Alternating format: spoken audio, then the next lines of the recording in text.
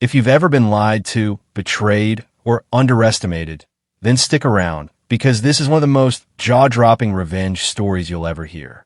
And hey, if you believe cheaters always get what's coming to them, smash that like button, subscribe, and let's dive. Samuel Smith believed he had it all. At 33, life seemed to be falling into place exactly as he had dreamed when he was a boy. He had a decent job at an accounting firm, a modest two-bedroom apartment on the east side of town, and, most importantly, the woman he thought was the love of his life, Anna. They had met in college, where her bright laugh and sharp wit drew him in like a moth to flame. Samuel wasn't the loudest guy on campus, but Anna? She was the kind of woman who could light up a room just by walking in. She had this energy, confident, magnetic, that made Samuel feel lucky just to stand beside her. Through the years, they stuck together. Graduation, their first jobs, their tiny starter apartment with the squeaky pipes and peeling paint. They built their lives brick by brick.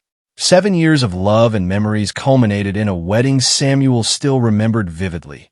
Anna in her white lace gown, her smile radiant, the two of them dancing under fairy lights while friends cheered. For Samuel, that moment sealed it. He'd married not just a woman, but his best friend, his partner, his future. So when Anna told him one spring evening that she was pregnant, Samuel's world exploded in joy. He held her, kissed her forehead, and whispered, "We're going to be parents." The next months were a blur of preparation. Samuel painted the nursery a soft yellow, carefully taping the edges of the walls to keep the lines perfect. He assembled the crib piece by piece, reading the manual 3 times to make sure it was safe. He even started tucking extra money into his savings account. For the baby, he'd say with a proud smile. Anna seemed radiant, too. She shared ultrasound photos with friends, rested on the couch while Samuel rubbed her swollen feet, and posted glowing updates on social media about how blessed she felt. For Samuel, it was the happiest time of his life. But sometimes, happiness blinds you to the cracks forming beneath your feet. The birth, a day of joy and doubt. The big day finally came at St. Luke's Medical Center. Samuel was nervous, pacing the hospital floor, clutching Anna's hand during every contraction. When the baby finally arrived, he cut the cord himself, tears burning his eyes. "Welcome to the world," he whispered as he kissed Anna's forehead, thinking, "This is it. This is the moment my life has meaning." But then a flicker of something odd crept in. The nurses exchanged glances as they cleaned the newborn. Samuel's mother, who waited anxiously outside, later admitted she felt something didn't add up. The baby's features just didn't seem to match. Samuel brushed it off. "Babies change," he told himself. "Don't be ridiculous." Still, the thought lingered. The cracks began. 3 weeks after they brought the baby home, Samuel stumbled across something that shattered his fragile peace. It was late, just past midnight. Anna was asleep beside him, her phone buzzing softly on the nightstand. Normally, Samuel respected her privacy, but something in his gut urged him to pick it up. On the screen, a message glowed. "I wish it were me holding our baby tonight." Samuel's blood ran cold. His thumb hovered, then slid the screen open. What he found next was worse than any nightmare. Dozens of messages, photos, months of conversations with a man Samuel had never heard of. Words dripping with affection, references to late-night meetups, hotel stays, and worst of all, talk about their baby. Samuel's vision blurred. His chest tightened until it hurt to breathe. He scrolled through more and more, every line hammering the truth into him. Anna hadn't just cheated. She had carried another man's child while lying to Samuel's face. Samuel's emotional collapse. He sat in the living room, lights off, the glow of the phone burning in his hands. The baby's cries echoed from the nursery, piercing him with a cruel irony. He should have felt love. But now, every sound twisted like a knife. When Anna woke the next morning, Samuel confronted her. His voice shook as he demanded an explanation. Anna didn't cry. She didn't beg. Instead, she crossed her arms and said coldly, "It doesn't matter. You're my husband. You'll raise this baby like your own." Samuel froze. Those words weren't an apology. They weren't remorse. They were a command, a declaration that his feelings didn't matter. In that moment, Samuel realized something terrifying. Anna wasn't just a cheater. She was a manipulator, someone who thought she could trap him into a life built on lies. Samuel thought betrayal would feel like anger, like fire, like a storm ripping through his chest. But instead, it felt like drowning. Days blurred into nights. He went through the motions, work, bills, diaper changes, yet inside he was hollow. He looked down at the baby's face and feel nothing. No warmth, no connection, just the icy reminder that the life he had dreamed of was built on lies. Everywhere he turned, Anna was there, trying to stitch the cracks with words that only made them worse. Anna's guilt games. Anna knew Samuel had discovered the truth. Yet instead of remorse, she weaponized guilt. Real men don't abandon their families, she hissed when he tried to talk about leaving. If you loved me, you'd love him too, she said, gesturing to the baby. Do you want to be the kind of monster who leaves a child fatherless? The words dug into Samuel like thorns. He wasn't heartless. He wasn't cruel. But the weight of being forced into a role he never agreed to crushed him. Anna played the perfect victim when friends came over, putting her head on Samuel's shoulder and painting him as the proud, doting dad. Online, she posted glowing photos with captions like, "Couldn't ask for a better husband and father to hearts." To the world, they were picture perfect. Behind closed doors, Samuel was breaking. The sleepless nights. At night, when the baby cried, Samuel would pace the living room, rocking the tiny body in his arms. He stared into those unfamiliar eyes, feeling the emptiness gnawing at him. One night, Anna leaned against the doorway, smirking as Samuel rocked the child. "See, you're already such a good dad. You might as well accept it. He'll never know the difference." Her voice was honey, but her words were poison. Samuel didn't answer. He just rocked back and forth, his jaw clenched, his mind screaming, "This isn't my child. This isn't my life." The isolation. Samuel tried to reach out for help. He confided in his mother, who was horrified but cautious. "Sam," she whispered over coffee one morning, "if the baby isn't yours, you need proof. You can't let her trap you. But be careful. She'll twist this." Even his closest friends didn't know the truth. How could he tell them that the man who had proudly posted ultrasound photos months earlier was now a stranger in his own home? Anna made sure of his silence. Every time he threatened to tell someone, she'd snap. "Go ahead. Tell them. See how it looks. You'll be the villain who abandoned his wife and baby." The shame choked him. He swallowed it day after day until it began to rot inside. The breaking point. The final straw came on a Sunday afternoon. Samuel had just finished changing the baby when Anna strolled into the room, scrolling her phone. She looked up with a smug little grin and said, "You should thank me, you know. I gave you a family. Even if the biology doesn't match, you're lucky. Some men can't even have kids." Lucky. She called him lucky. Something inside Samuel snapped. The room seemed to tilt, his vision narrowing to a tunnel. For weeks he had drowned in despair, but now he felt a clarity he hadn't touched since before the lies. No more begging. No more guilt. Anna had chosen deceit, and he would choose truth. The spark of a plan. That night, after Anna drifted off to sleep, Samuel sat alone at the kitchen table. His hands shook as he typed on his laptop, searching for DNA testing services. His heart pounded as he read about the process. Simple cheek swabs, mailed in a discreet envelope. Results in 2 weeks. 2 weeks. 2 weeks that could either set him free or shackle him forever.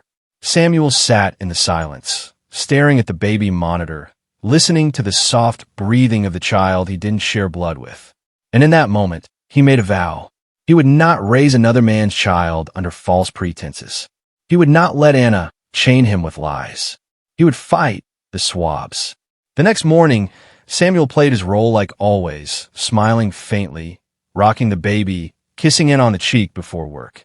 But inside, every step was calculated. When Anna left to shower, he swabbed the baby's cheek quickly, carefully, his hands trembling as he sealed the sample. Then he swabbed his own, sliding the 2 envelopes together. He mailed the package with a racing heart, adrenaline coursing through him like he was carrying dynamite.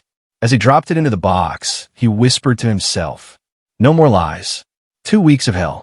The waiting nearly broke him. Anna continued her charade, parading Samuel online as the perfect husband. She joked about having baby fever again already, teasing him about giving their child sibling. Every word made Samuel sick, but he bit his tongue, waiting. At night, he'd stare at the ceiling, the baby monitor glowing beside him, and replay Anna's smug voice. He'll never know the difference. The difference mattered to Samuel. It mattered more than anything. And soon, the truth would speak louder than Anna's lies. The envelope was plain. White, unassuming, almost ordinary. But to Samuel, it might as well have been glowing, pulsing with the weight of his entire future. He sat at the kitchen table, staring at it, his hands trembling. The house was quiet. Anna had gone grocery shopping, and the baby slept in the nursery. For a moment, Samuel considered not opening it. Maybe ignorance would be easier. Maybe pretending would hurt less. But then he remembered Anna's words. It doesn't matter. You're my husband. You'll raise this baby like your own. No, the truth mattered. It always mattered. The results. He tore the envelope open, his breath shallow. His eyes scanned the page, heart hammering so hard he could hear it in his ears. Probability of paternity, 0%. There it was, black and white. Proof. Final. Undeniable. For a long time, Samuel just sat there, the paper shaking in his hands. Relief and devastation warred inside him. Relief, because he wasn't crazy, wasn't paranoid, wasn't imagining the betrayal. Devastation, because this confirmed the life he had poured himself into was a lie. His chest heaved, a sob catching his throat. He buried his face in his hands, finally letting the grief tear through him. But under the grief, under the pain, something else bloomed. Resolve. This paper wasn't just an ending. It was a weapon. The confrontation. That evening, Anna came home smiling, chatting about sales and discounts as if nothing in the world was wrong. Samuel sat at the table, the DNA results folded neatly in front of him. When she finally noticed his silence, she frowned. What's wrong now? He slid the paper across the table. Her eyes flicked down, scanned the words, then froze. For the first time, Samuel saw her mask falter. Her lips parted, her breath hitched, and then, quickly, she recovered. So what? She snapped, tossing the paper back at him. It doesn't change anything. You're still my husband. You'll still raise him. Samuel's jaw tightened. His voice came out low, steady, sharper than he'd ever spoken to her. No, I won't. Anna's desperation. The fight that followed was volcanic. Anna screamed, accusing him of betrayal. She sobbed, calling him heartless. She spat venom, hurling words like knives. You're pathetic. No real woman would want you after this. You think the court will believe you? They'll make you pay child support anyway. Samuel sat through it, silent, steady. For the first time in months, he felt power returning to his bones. When she finally ran out of breath, he stood. We're done, Anna. I'm filing for divorce. Her laugh was sharp, cruel. Divorce? You think you can just walk away? The law's on my side, Samuel. You'll be paying for this child until he's 18. Samuel held up the paper again, his voice calm. Not if the law sees this. Her face went pale. The first legal steps. The next morning, Samuel was at a lawyer's office. His hands shook as he signed the paperwork, but inside, he felt a strange steadiness. For the first time since the betrayal, he was moving forward. The lawyer explained the battle ahead. Yes, some states automatically assumed the husband was the father, but with DNA proof, Samuel had a strong case. He could sever financial ties. He could walk away without being shackled to 18 years of payments for a child that wasn't his. It wouldn't be easy. Anna would fight. She'd play the victim. But Samuel had truth on his side, and truth was heavier than lies, the silence between them. Back at home, the tension was suffocating. Anna alternated between icy silence and explosive rage. One moment she begged him to reconsider, promising she'd make it up to him. The next, she spat curses, calling him a coward. At night, Samuel slept on the couch, staring at the ceiling, waiting for the court date. He wasn't naive. He knew the battle would scar him. But the thought of freedom, of finally cutting the chains, was enough to keep him steady. The smear campaign. Anna wasn't about to lose quietly. Within days, Samuel noticed friends giving him strange looks. His phone buzzed with messages from relatives asking why he was abandoning his family. On social media, Anna posted cryptic statuses. Some men just aren't cut out to be father's broken heart. It was character assassination, and Samuel knew it. But instead of lashing out, he stayed quiet. Every smear, every whispered rumor, every sideways glance. It all built toward the moment in court when the truth would cut through the lies like a blade. The countdown. Weeks passed. Samuel focused on preparation, gathering documents, saving every shred of evidence. Each morning, he looked in the mirror and repeated to himself, "This isn't my shame. This is hers."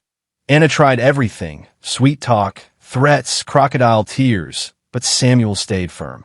He wasn't her pawn anymore. And as the court date crept closer, one thought pulsed through his mind. Justice was coming. The courthouse smelled faintly of polished wood and nerves.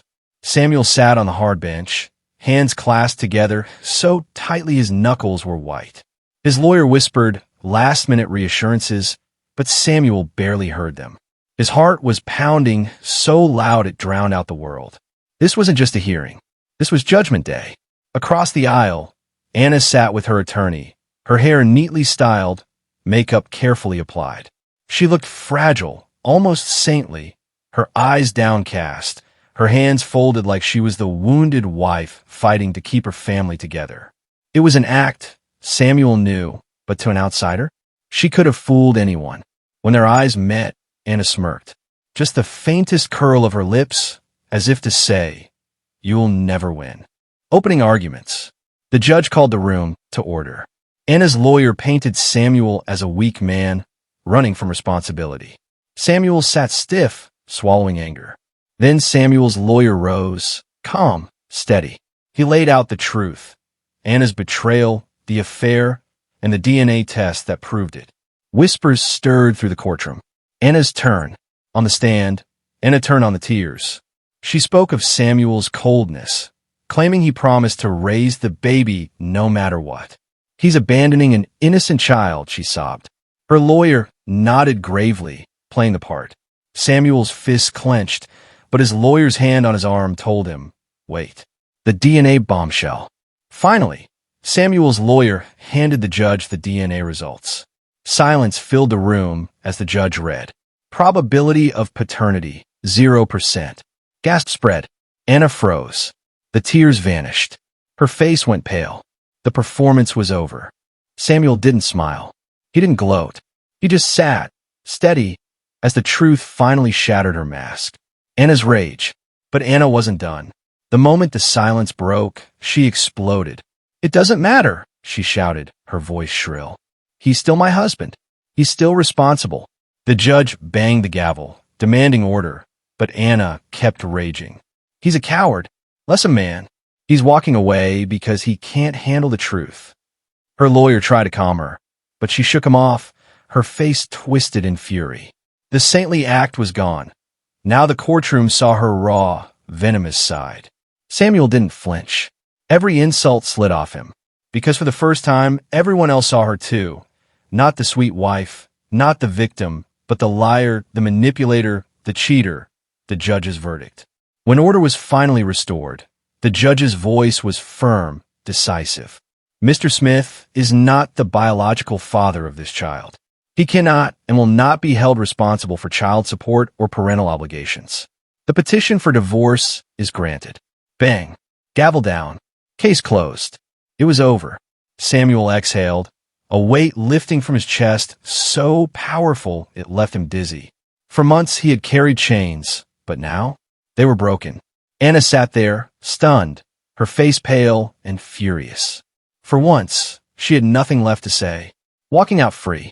As Samuel left the courthouse, the sunlight felt different, brighter, warmer, like it was touching his skin for the first time in years. He didn't look back. Not once. Behind him, Anna was left alone with her lies, her rage, and the child she thought she could use to trap him. And for Samuel, that was justice enough. The courthouse doors closed behind Samuel with a heavy thud, but in his chest, everything felt light. lighter than it had in years. The chains Anna had wrapped around his neck with her lies, her guilt, her manipulation, they were gone. He paused on the courthouse steps, the afternoon sun spilling over him.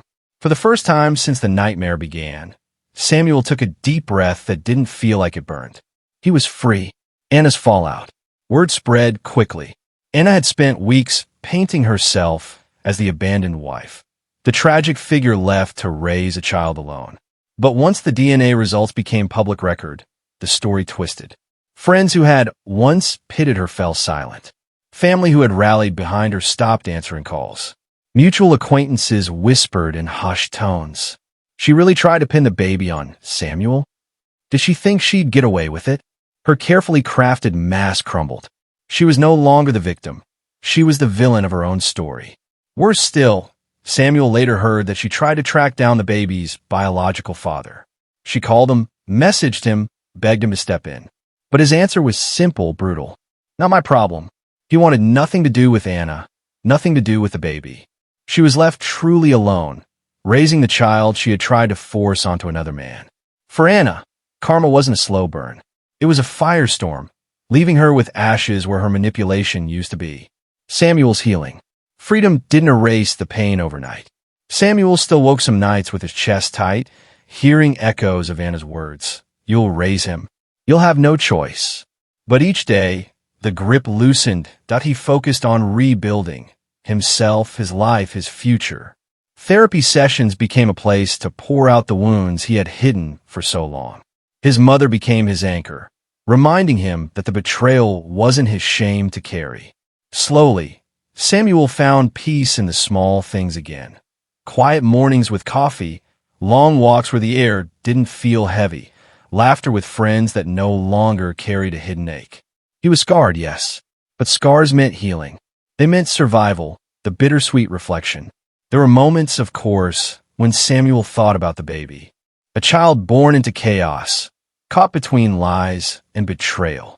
None of it was the baby's fault, and that truth weighed on him. But Samuel also knew being forced into fatherhood under deceit wasn't love. It was entrapment, and a child deserved more than a relationship built on chains. What Anna tried to force on him wasn't fatherhood. It was slavery, and walking away wasn't abandonment. It was justice. Revenge without fire. Samuel never yelled at Anna again after that day. He didn't need to. His revenge wasn't fire and fury. It wasn't public humiliation or vindictive payback. His revenge was something quieter, sharper. It was walking into a courtroom where Anna thought she could control the narrative and walking out free while she sat alone in her lies. It was reclaiming his future when she thought she had stolen it. It was proving, once and for all, that truth cuts deeper than manipulation. Anna wanted to trap him forever. Instead, she trapped herself. Life after lies. Months later, Samuel signed the final divorce papers. He boxed up the remnants of their life together. Wedding photos, her clothes, the trinkets she'd scattered across their apartment, and donated or tossed them without ceremony. The yellow nursery he had once painted with such love, he repainted it a calm blue, turning it into a reading room. A space for peace instead of pain. He didn't date for a long while. He needed to relearn who he was without Anna's shadow over him. But when he finally did meet someone new, he came into it stronger, wiser, unwilling to ever ignore the red flags again. The final reflection looking back, Samuel didn't see himself as a victim.